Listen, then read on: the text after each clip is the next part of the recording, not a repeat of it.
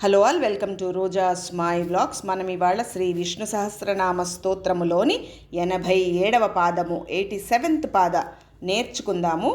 కుముదః కుందరః కుందః పర్జన్యః పావనః అనిలః అమృతాశః అమృతవపుః సర్వజ్ఞః సర్వతోముఖః. కుముదః, కు అంటే భూమి, ముదః అంటే సంతోషము. భూమాతకు, భూదేవికి సంతోషాన్ని కలుగజేయవాడు. ఎలాగా?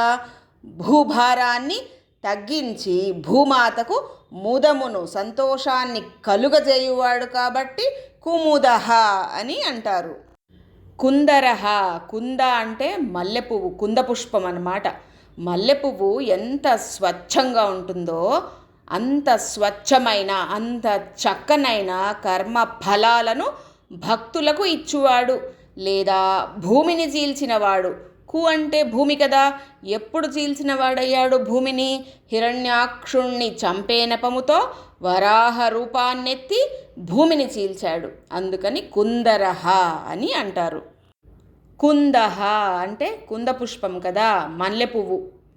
మల్లెపువ్వు ఎలాగైతే చాలా చక్కగా సుందరంగా ఉంటుందో, విష్ణువు మల్లెపువ్వు వంటి సుందరమైన అవయవాలు గలవాడు, లేదా స్వచ్ఛతలో స్ఫటికము వంటి వాడన్నమాట. అందుకని కుందః అని అంటారు. పర్జన్యః, పర్జన్యం అంటే మేఘము. మేఘం ఎలాగైతే వర్షిస్తుందో అలాగ పరమాత్మ ఏం చేస్తున్నాడు? తాపాన్ని పోగొట్టే మేఘంలాగా, ఆ వేడిని పోగొట్టే మేఘంలాగా భక్తుల యొక్క తాపత్రయాల్ని తొలగిస్తాడు, లేదా అన్ని కోరికలకు తగిన ఫలాల్ని వర్షింపజేసేవాడు అని కూడా అర్థం వస్తుంది. పావనః, ఆయన నామస్మరణ మాత్రము చేతనే భక్తులను పవిత్రులను చేస్తున్నాడు, పరిశుద్ధులను చేస్తున్నాడు. అందుకని పావనః అని అంటారు. అనిలః, ఇలః అంటే ప్రేరణ. ప్రేరణ అంటే ఏంటి? ఇన్స్పిరేషన్ కదా. ప్రేరణ లేనివాడు అంటే అనిలః అంటారు. ఇన్స్పిరేషన్ అవసరం లేదు భగవంతుడికి, తాను స్వతంత్రుడుగానే సృష్ట్యాదులు చేస్తాడు. ఇంకొకరి ప్రేరణ అవసరం లేదు, ఇంకొకరి ఇన్స్పిరేషన్ అవసరం లేదు. అందుకని అనిలః అని అంటారు. ఇలః అంటే నిద్ర అని కూడా అర్థం ఉంది. అనిలః అంటే అప్పుడు ఏమర్థం వస్తుంది? నిద్రించని వాడు, జాగ్రత్త స్వరూపుడు. ఇంకొక అర్థము కూడా ఉంది. ఇలః అంటే దుర్లభుడు అని కూడా చెప్పవచ్చు. ఇలః అంటే దుర్లభుడు అయితే అనిలః అంటే ఏంటప్పుడు? సులభుడు అని కూడా అర్థం వస్తుందన్నమాట. అమృతాశః, ఆనందాన్ని అనుభవించువాడు. పరమాత్మ యొక్క స్వరూపం ఏంటి? ఎప్పుడు నిజస్వరూపం ఏంటి? అమృతానందము కదా. ఎప్పుడు అమృతానందాన్ని గ్రోలుతూ ఉంటాడు. లేదా క్షీరసాగరాన్ని మధించినప్పుడు వచ్చిన అమృతం ఏదైతే ఉందో ఆ అమృతాన్ని దేవతలచే త్రాగించి తాను కూడా త్రాగాడు కదా.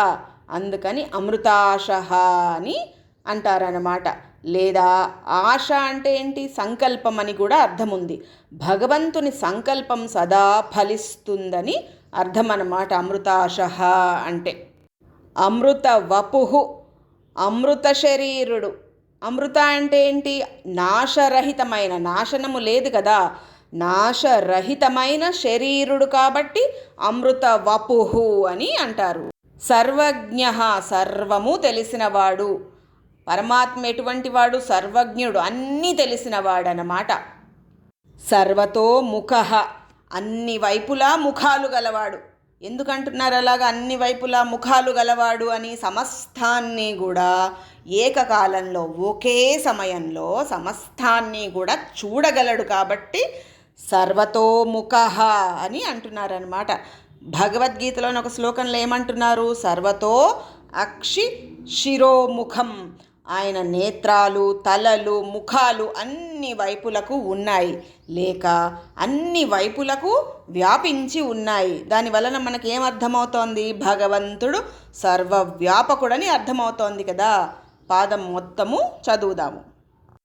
కుముదః కుందరః కుందః పర్జన్యః పావనో అనిలః అమృతాశో అమృతవపుః సర్వజ్ఞః సర్వతోముఖః ఈ పాదాన్ని శ్రవణ నక్షత్రం 3వ పాదంలో పుట్టిన వాళ్ళు రోజు చదువుకుంటే మంచిది. రేపు 88వ పాదము నేర్చుకుందాము. Thank you for watching.